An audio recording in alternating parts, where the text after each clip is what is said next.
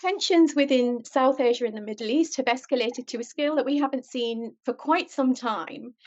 And very recently, of course, there have been attacks on Iran. And we also saw an invitation for Pakistan's Field Marshal Asim Munir to the White House, which has caused a lot of speculation in terms of what that means for Pakistan's role in this current conflict. And somebody who is an expert on this region, on US and Pakistan relations, is Dr. Hussain Nadim. He's a political scientist and policy expert specializing on US Pakistan relations. He's currently a professorial lecturer at George Washington University, and he's the former executive director of the Islamabad Policy and Research Institute. He's held several senior roles as an advisor, including to the United States Institute of Peace, and was also a senior scholar at the Woodrow Wilson Center in Washington, D.C. And I'm Dr. Sarina Hussain. I'm an associate professor of sociology at the Center for Peace and Security. So, Hussain, I guess I just want to start with, of course, what happened a few weeks ago, the tensions in South Asia, particularly around India and Pakistan. We know that the US had quite a crucial role in terms of negotiating that ceasefire. But I suppose I wanted to discuss where we are now, and especially with that recent visit of the Field Marshal to the White House and what that might mean in terms of that particular relationship. I think we'll start with that relationship and then perhaps move on to what's happening in Iran.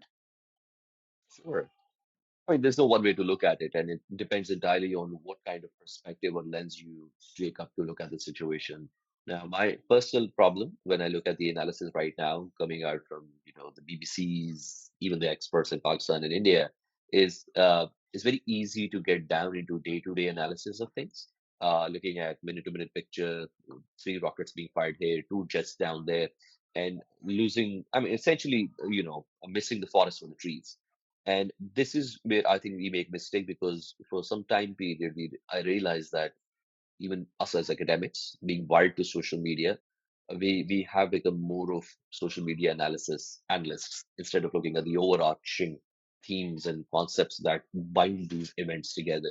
So I'm going to try to talk more conceptually using frameworks that might be more relevant over here.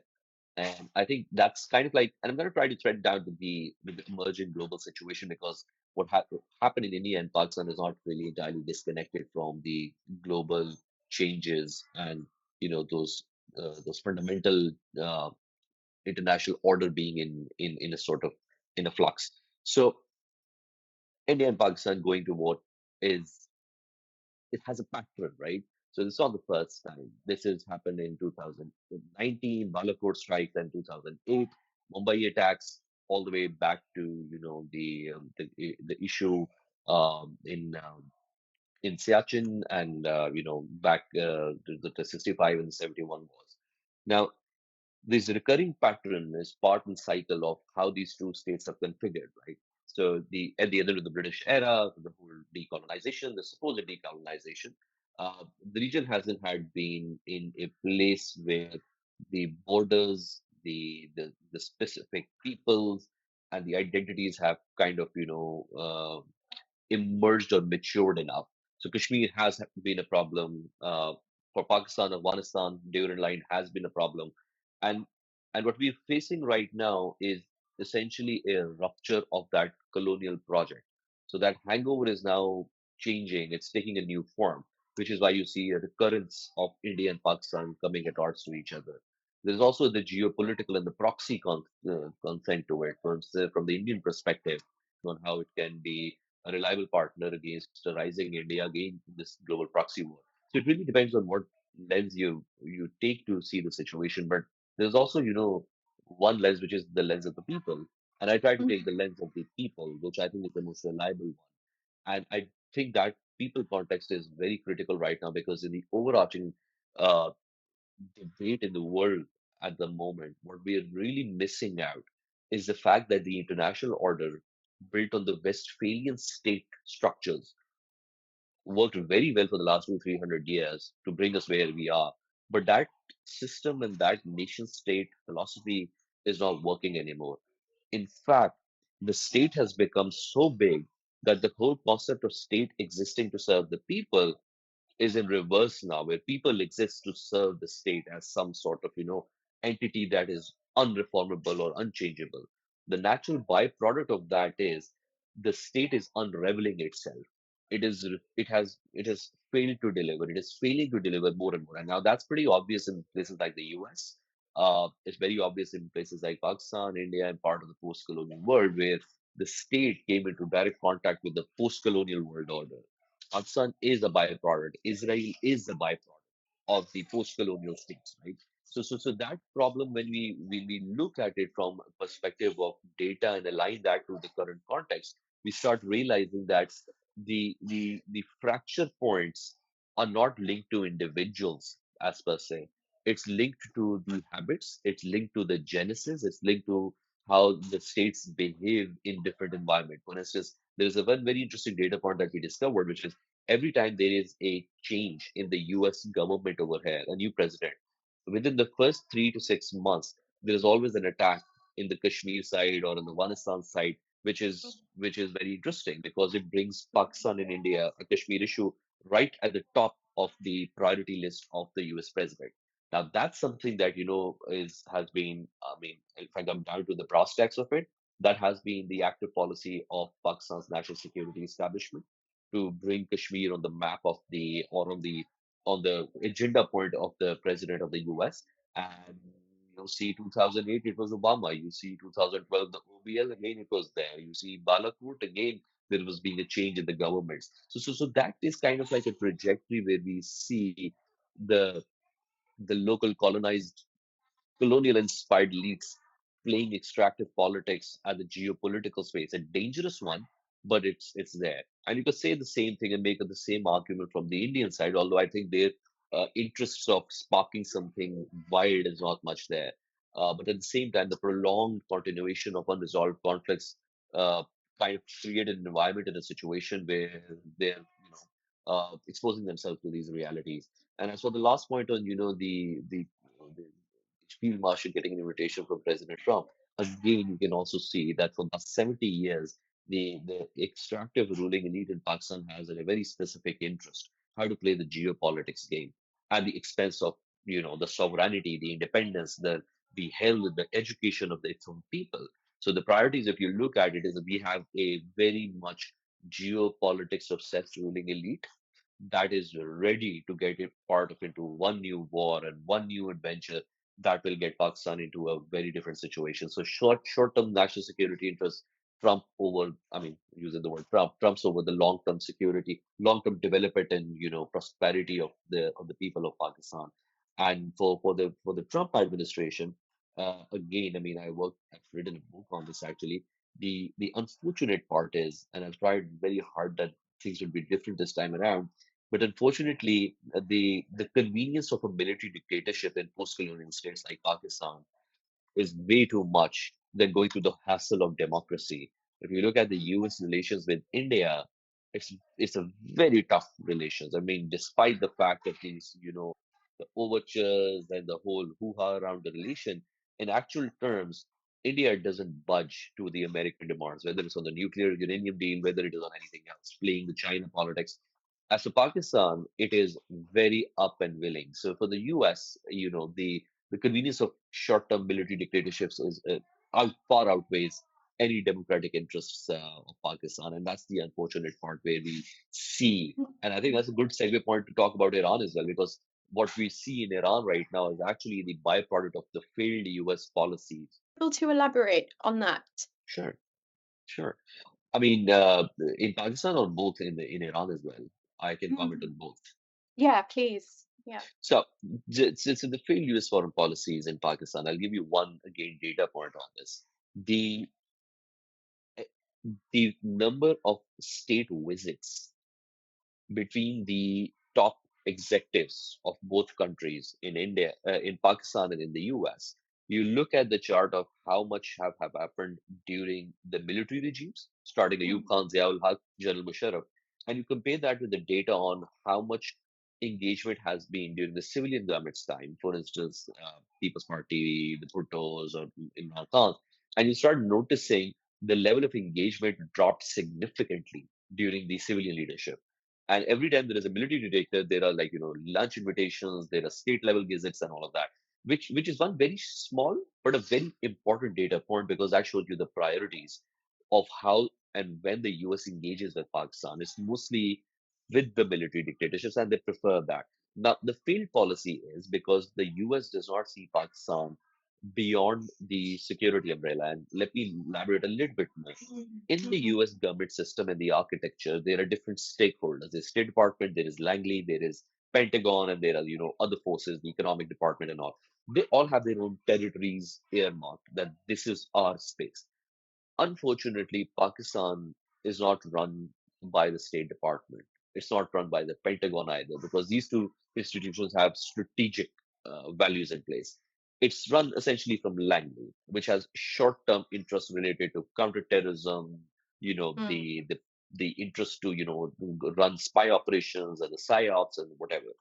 Now, if you land yourself in DC on the desk of Langley as and they're the ones that define the US foreign policy, it will always be short because it allows every new US president quick wins. So you want a quick win, let's get one or two terrorists, or let's get OBLs, and that's a quick win that Pakistan can offer. So the strategic relationship has never really developed.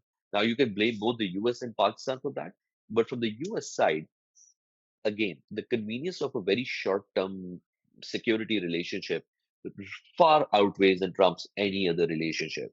And they have not really invested in looking at Pakistan from the lens of a reliable democratic country that could have its own independence and sovereignty that can make decisions. Because maybe there is a perspective out there that, this is not what Pakistan's entire idea was to begin with for these Western powers, the British and for the Americans, that they needed a sort of a state here that could, do the bidding for the US. That could be one perspective. The other perspective could be that, they don't really care about Pakistan as such, which a lot of my friends in DC talk about, that Mm. they don't care about it, but there is a ruling elite in Pakistan that has wanted to run Pakistan exactly the same way, in the extractive way, as a colonizer. So we're stuck in a sort of limbo, which is not allowing Pakistan to go. But either way, the US, the UK, and Western powers have continued to endorse and aid the military dictatorships at the expense of civilian dictatorships. Part of the reason is they believe that, or they have bought into it, that we need quick things from Pakistan. And we don't rely or trust these, the public representatives because they Mm. may not play ball with us. And I think that's a very reliable concern that they have because definitely an empowered civilian public representative will not be going to war with Afghanistan, Iran, tons of other places for you. And I think that's where the failed policies are that, you continue to see Pakistan through a very hard security and intelligence prism. And it is exactly the prism you had looked at Iran. It didn't work, eventually collapsed. And now you're trying to fight another war with Iran. In Pakistan, I think this is where Pakistan is an Iran in making. In the next 20 years, you might see, the US fighting a war with Pakistan at some point. I mean, that's let's hope that doesn't happen. But I mean, Hussein, as you were speaking, I was just reminded of a statement that was made, of course, during that recent conflict between India and Pakistan. And of course, it felt as though there was a really deliberate distancing from terrorist activity. And of course, there was sort of, high level figures who were stating very publicly that any engagement in terrorist activity had been done essentially at the bidding of Western powers, and that Pakistan had no interest in playing this role anymore. Um, and then, of course, we now, as you said, have this visit, and there's been so much speculation around the visit in terms of what that means for Pakistan's role in this now latest conflict with Iran. And there have also been some reports, again, I mean, you sort of started off this conversation talking about social media and sort of in terms of what's circulating online, but there have also been some reports about Pakistan very, actively declaring, although they haven't confirmed this, but that they have actually declared that they would support Iran if it came to them needing to do so. I'd just like your thoughts on that. So it's a very interesting thing because the moment you take it, and part of the reason why I established the initial lens and the framing of this is looking at Pakistan's ruling elite from a lens that they have continued as a colonizing force. All of a sudden, you start using that as a framework, and you start realizing the actions and the behavior for the last 70 years. Uh, just 2 decades back, starting 2004 and 5, there was an official policy of the government of Pakistan and the military dictator of that time that allowed the Americans to drone strike Pakistan's citizens. And the response was, you keep droning, we will keep protesting on the face of it in the parliament. So for 10 Mm, years, people didn't realize that, the government of Pakistan, while protesting, was actually providing the intelligence and was hand in hand with the Americans in droning their own tribal population. So, yeah. and if you go further back, you start realizing one thing that the national security establishment and the policy, they have run a twin policy. One is what they tell the public, and the other is what they go and tell the people and the Western stakeholders. Khwaja Asif was in the US, and he was proclaiming himself as the liberal while telling the Americans, the Asia society, that Imran Khan is actually an Islamist. But back home in Pakistan, they tell him that Imran Khan is actually a Zionist, and we are the ones who are the Muslims. So this contrast is the most unfortunate part of a colonial politics, where you have two-faced politics. One for the people, where you're a good Sunni Muslim standing for the Islamic world, Iran and all. And the other is where you have your chief of army staff in the US, which is now on the verge of, going to war with Iran, and the President Trump also declaring that the chief of army staff agrees with me. So what exactly is he agreeing upon?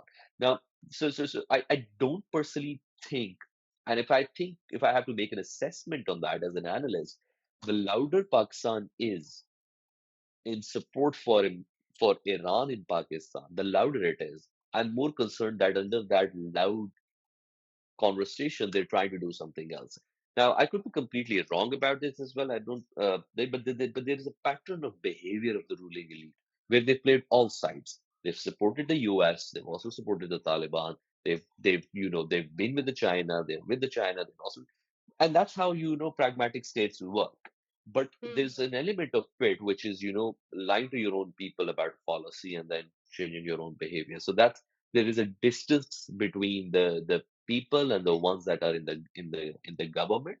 And I think the ones in the government make policies not based on the interest of the public, but based on the interest of what allows continuation of the same ruling extractive framework that they've established for themselves. So there is an element of that where I think it's very hard to predict how they're going to respond to things.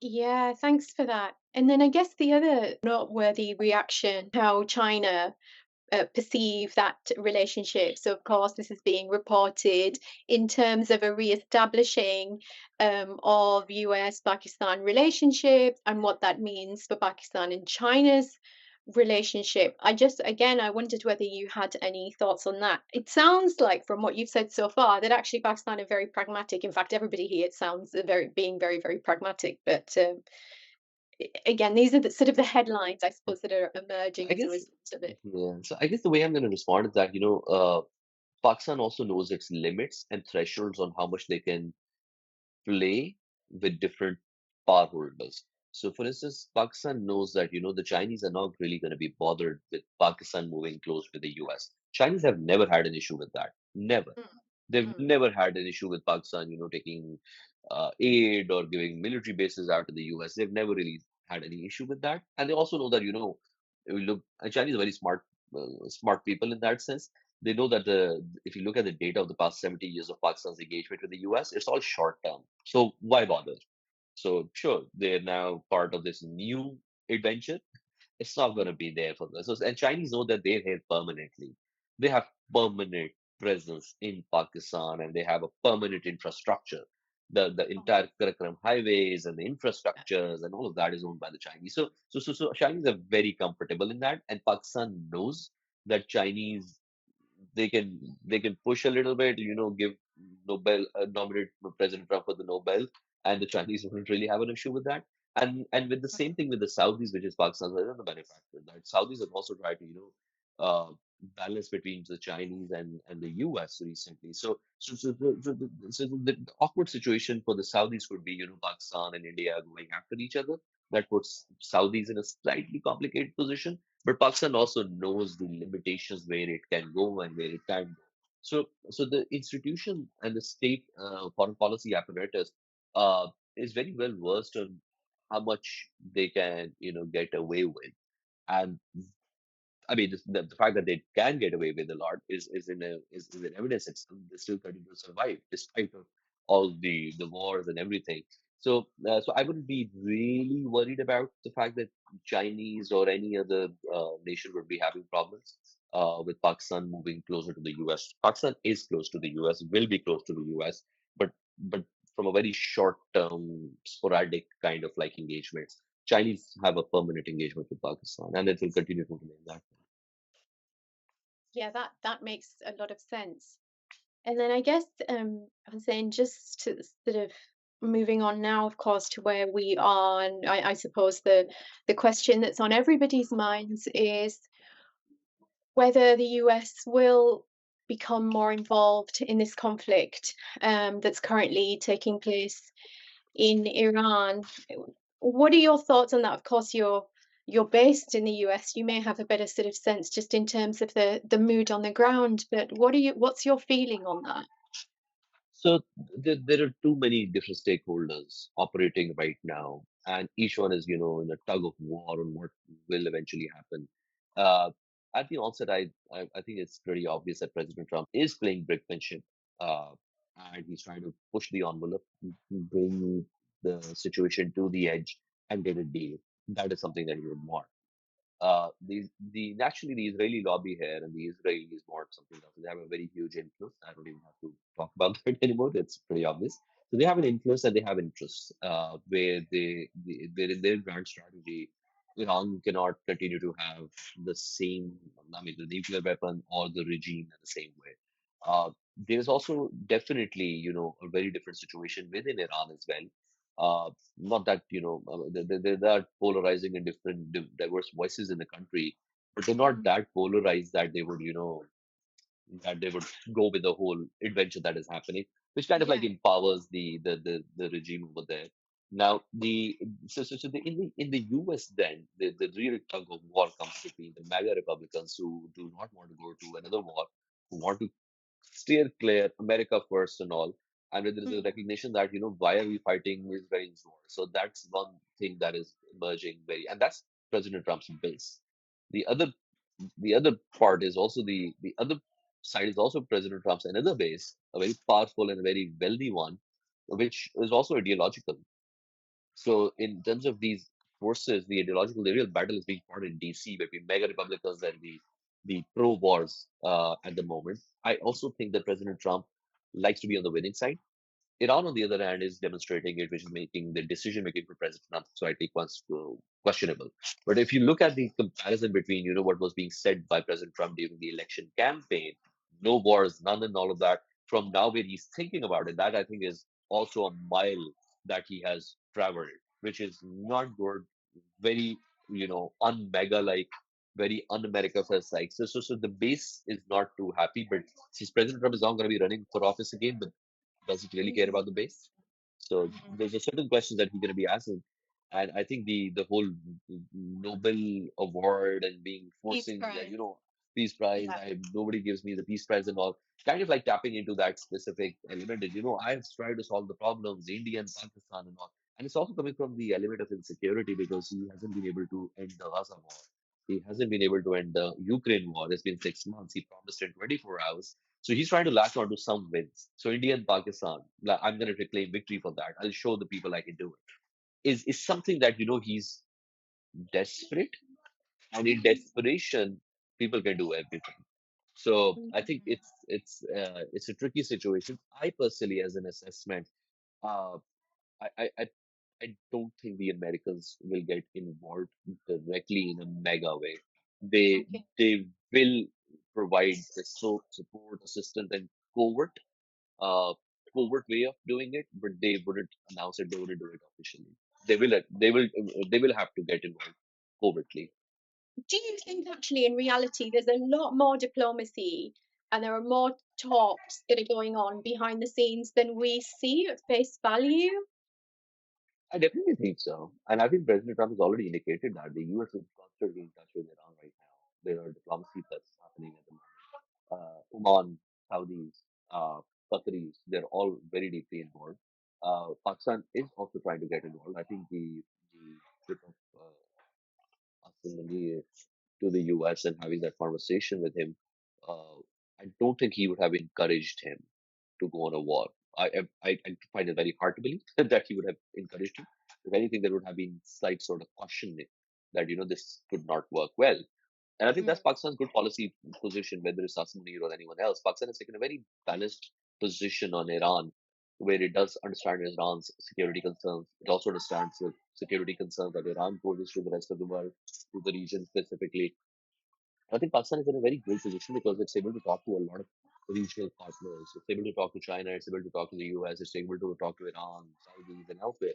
So it kind of like has develop that sort of balance. And this is where Pakistan actually plays well. We don't play well in, setting up industries, technologies, and all of that, but we do play well in the art of doing and understanding things well. And I think I'm not sure exactly what the conversation was, but Pakistan would have definitely advised President Trump against it. That this is all going to be a quick war as somebody else is trying to sell you. This is going to be a very long war. And I think that probably would have deterred President Trump from, and not just Pakistan, for instance. I mean, the Saudis are saying the same thing, and others are saying the same thing. Even the DNI is saying the same thing. So I think a mix of all of this is something that would have changed the calculus of war for President Trump. Again, I'm going to repeat it one more time on this part. Uh, as we have noticed in the Biden administration, there are forces more powerful than the president's office, right? mm, mm, Which can nudge the president office into making decisions which they don't want to make. President Trump is a strong president, but he's not the same president as he was in 2016. He's a different president. This time around, he's not really fired anyone. This time around, he's much more controlled. This time around, he's much more institutionalized. He's walking the walk, he's talking the talk, which makes him slightly more predictable. If he's institutionalized and there are people around President Trump which are for war, the neocons and the hawks, and he has given in to them, which mm, is different from what it was in 2016. 2016 was all outsiders, right? This time around, it's established people, established actors in the play, right? Uh, whether the decision making will be done in the same way, I don't think so. So I do think that it is going to be very tough for President Trump to steer clear completely. The people on the pro-war side want the U.S. to go in with a bang. They want the U.S. to make a noise, make a statement. The president would be interested in rather doing it small, quietly, taking the credit when things go well. Not until, if you look at his recent statements as well, initially he said, we're not going to be getting involved. And the moment Israel had some, military advantage, he came out and said, I already knew it, and we were involved. And then he took back. So he's saying everything. I'm going to war. I'm not going to war. I'll think about going to war. I'll not think about going to war. So that one of these options, wherever things are at that period of time when he has to take a decision, he'll wait and he'll side with the winning side. It's it's a very simple strategy.